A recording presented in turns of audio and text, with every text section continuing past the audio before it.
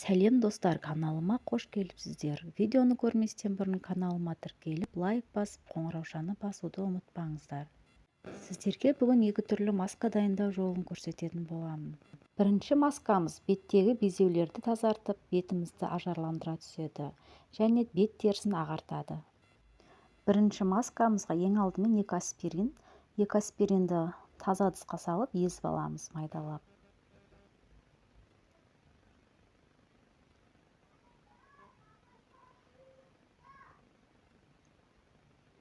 Және 2 ас қасық кефир қажет болады.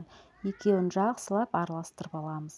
Бұл маска әсіресе беттегі безеуге және бетті ағартуға жақсы көмегін тигізеді. Масканы бетімізге жақпастан бұрын шынтағымызға проба жасап аламыз. Масканы аптасына 2 рет жасауға болады. Қолымыз қызармаса, бетімізге жаға беруге болады. Біздің екінші маскамыз ол петрушка және кефир. Алдымен петрушкамызды осылай майдалап турап аламыз.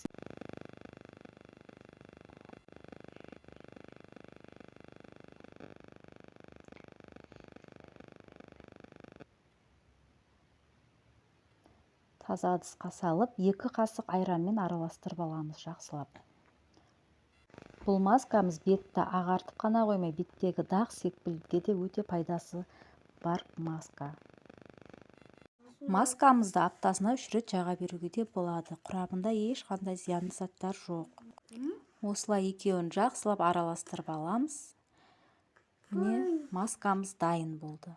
Достар, егер видеом ұнаса, каналыма тіркеліп, лайк басып, қоңыраушаны басуды ұмытпаңыздар. Сау болыңыздар.